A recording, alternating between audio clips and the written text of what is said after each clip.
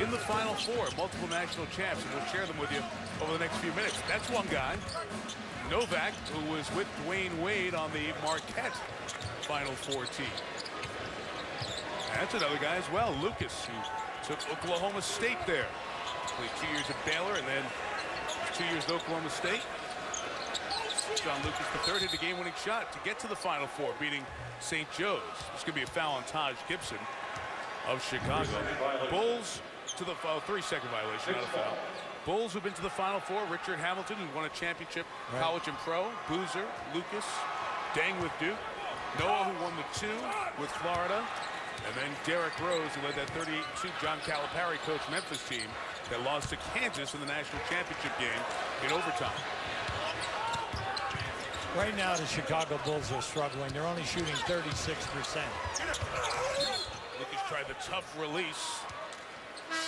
Ran over one of the cameramen, ran into the lovable cheerleaders, and going to go the other way with a foul. Mike, when you think about Chicago, they're 3 for their last 17. They've struggled through the field. Just to button up that point, Final Four players who are in this game tonight. We mentioned Novak. Obviously, Anthony won the championship, and most recently, Josh Harrelson was with John Calipari at Kentucky. But Hubie, to your point on where the Bulls are struggling, so much of their problem with the guys who are missing. So those bench guys have been elevated, and they don't have that depth coming off the bench. Mike, the big thing also is the fact that Boozer and Rose in this game are only 4 for 16. Gibson went right at Novak, and Steve Lee called for the foul. It's like saying, where am I supposed to go at that point? Well, you got a game right now that's up and down, and then getting the Knicks are I think, surprising Chicago a little bit about how the tenacity that they have at the defensive end, and then they're really hurting them in the pick and roll game, and they're hurting them down in the painted area. Now for Chicago, I think they're surprised. They're getting a lot of good shot opportunities, but they're shooting that poor percentage, and like we told you, 36 for the half. But if they're going to get it done, Boozer and Rose have got to get going, and between them, they're 4 for 16 at this juncture of this first half. Shumpert sits for the Knicks, 4 points, 3 boards in 10 minutes. It was the first made free throw after 3 misses for Taj Gibson. And the Knicks lead is 3, just checking the shot and game clock. They were not synced up properly. Now they are. Trade deadline looms on Thursday. Knicks, of course, made the big move before the trade deadline last year. The Carmelo Anthony acquisition. J.R. Smith given a step. A contact with Brewer, no call as Smith missed the layup. Brewer anticipated where Rose was going to go, but threw it away. Checking back in for the Bulls, Joakim Noah.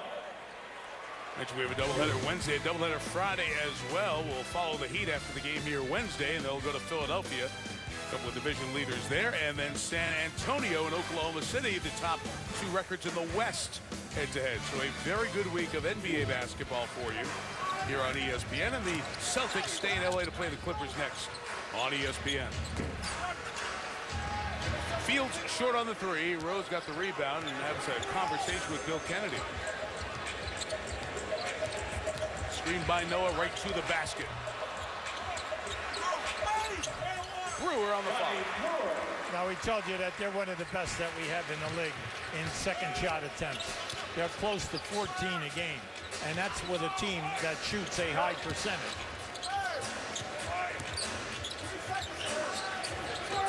Ten on the clock.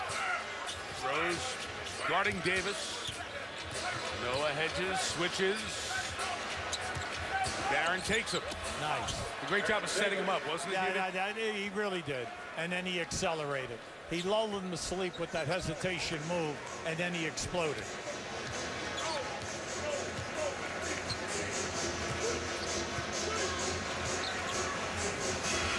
On the deflection, J.R. Smith able to keep it alive. It's 4-on-1 for the Knicks, and Fields to the basket. I'm telling you, I'm impressed there. This is the best effort that we have seen them have here now in a number of games. Like we say, the big question is, can they sustain this for the 48 minutes? Their defense has been very good, a lot of hands, and they're holding Chicago to 1 shot in most situations. Give Noah the hockey assist. He made a good pass to Brewer, who found Carlos Boozer for just his second field goal. Baron Davis to the basket. Got hit, and he'll come to the line on the other side of this timeout. Halfway through the second quarter, and the Knicks, who've lost 6 of their last 7, have the Bulls in foul trouble. Boozer and the Sheik, each with 3 personal fouls. And the Knicks with 20 of their 37 points coming in the paint.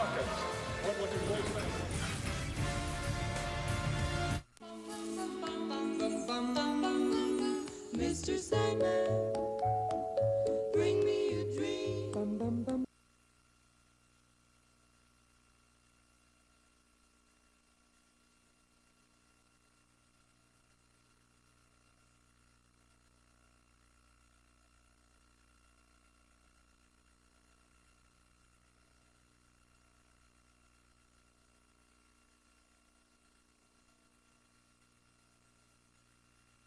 Question for the Knicks, but this was a gut check, and so far they're answering. Where's Amari Stoudemire? Remember him? The Bulls let this team have confidence. The Knicks had no confidence when they landed at O'Hare. They got confidence now. I'm just saying. You jinxed them because you called it out. Midway. You jinxed them. No, I know this team. Your Bulls should be better than Let your voice be heard. I'm ignoring Broussard, typical Knicks fan. Log on to ESPN.com, search Sports Nation. The trade deadline is Thursday. Chris is going to update us with the latest trade rumors when we return. The Toyota Halftime Show is brought to you by Dwight Howard's going anywhere. You don't think he's going? Derrick Rose, 13 points in the first half, but he's got 15 shots already, a lot of shots. Second half, Bulls, Knicks when we return. The Toyota Halftime Show is brought to you by Toyota. That's one of the best. New York Knicks lead over the Bulls. Chicago trying to win their 10th in their last 11 games. Knicks trying to avoid a 6th consecutive loss. You look at the numbers, good defense and effort from New York shown by 10 more free throw attempts and 7 blocks in that first half. Back here at the United Center, Mike Tirico, Hubie Brown, and Heather Cox. If the Knicks play with that kind of enthusiasm and energy, they'll get back to their winning ways, Hubie. Well, I like what we saw in the fast break game. Also, the fact they got to the foul line 21 times. They're winning the battle of the paint. They've scored 26 points in the paint. So they've done a nice job there. But at the other end, Chicago is struggling. Yeah. And by that we mean, we know that Korver has got to score, but Boozer and Rose right now are 7 for 22 from the field. That's got to change. Derrick Rose, Jeremy Lin. Of course, people with all the attention on Jeremy Lin, watch how he does against some of the best point guards. He's had a pretty good first half, I would say. No, I'd say Lin has done a very nice job. He's not getting beaten for the layup. He's forced Rose off to the side. Rose has left quite a few shots short. He's 5 for 15. Now give Jeremy Lin a lot of credit. He's come in here now with a couple of blocked shots and 5 assists. Good job. All right, Heather, go ahead.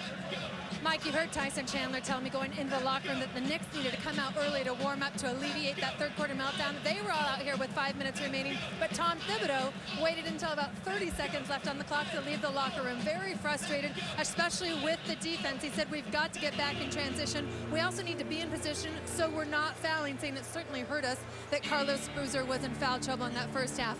Offensively, look for more ball movement from the bigs, or from all the Bulls, but also wanting to keep the bigs out of foul trouble. Some adjustments to look for, Mike, in the second half. Good thing Heather's in good shape because she was hustling to get Thibodeau's report and to get back over there. You know, if you blew out a heel on one of your shoes, we're in Chicago till Wednesday. There are a couple of stores around here might be able to help you out. But Tom Thibodeau was very unhappy with the way his team played in that first half, and the third quarter set to begin. Mike, when you're second in the league and only giving up 88 points, when you give up 50 at halftime, you're very upset. And you don't like the fact that you're being out-hustled in the transition game.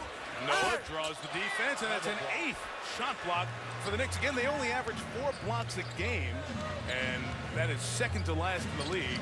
Stoudemire credited with that one. Well, they're playing with a lot of energy here, Mike, and they're covering. Guys are getting beat off the dribble, and they're rotating and covering.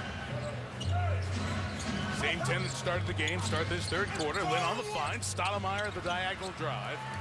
And here comes Ronnie Brewer with Kyle Korver, Carlos Boozer, Derrick Rose and Joakim Noah. And it's Brewer looking for the end one, but he gets the hoop to give him 10 points. Now, what you'd like to see is Brewer have a big night if you're a Chicago fan, and then also Noah take advantage a little bit here of being guarded by Stoudemire. Chandler and Boozer again pushing after the play. Chicago comes back the other way. My turnover, that was 8 points from Brewer. What a pass he made to Carlos Boozer for the basket. Now that was a sensational pass by Ronnie Brewer.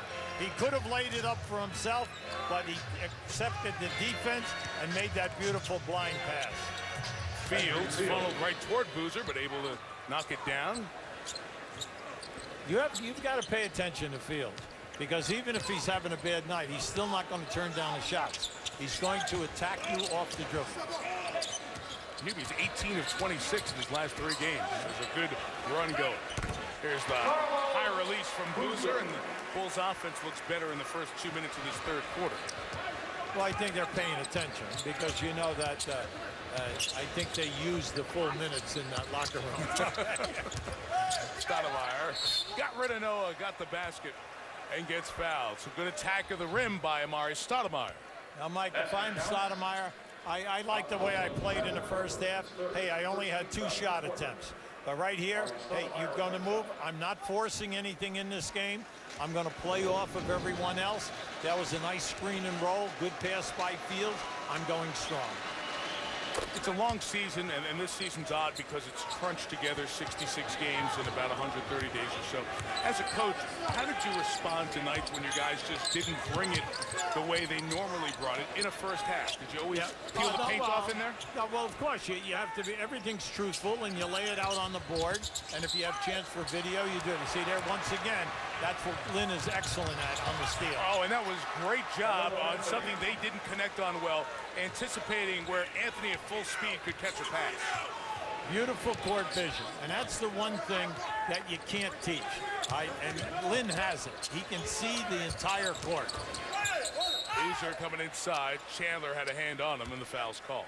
Now, Jeremy Lin is excellent in stealing the ball, and you're going to see it right here. He strips Rose because he's not afraid to go in with the body contact.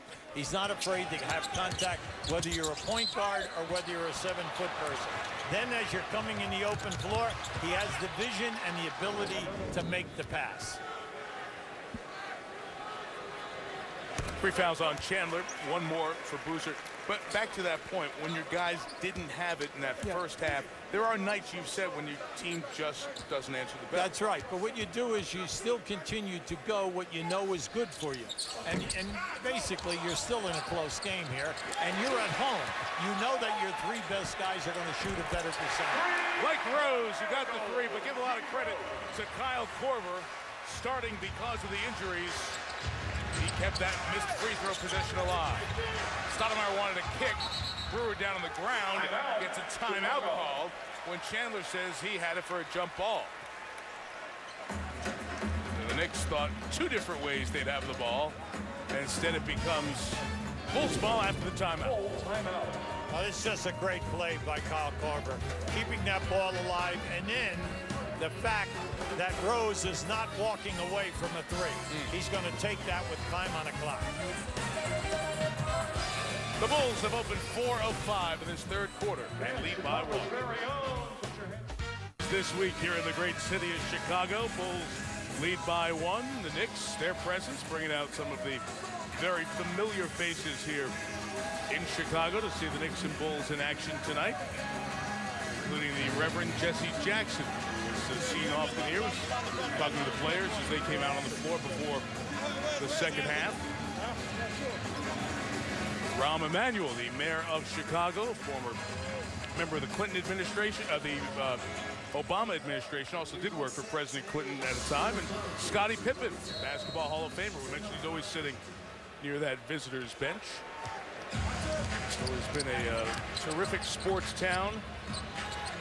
Very loyal fans, and they have filled this place up. 73rd consecutive sellout here tonight. Korver for 3. And the rebound by Tyson Chandler. The Knicks have done an excellent job on the roll man. Right, when Rose comes off of those screens, they're rolling a guy down the middle of the court. The Knicks are cutting him off so that he cannot get a return pass and make a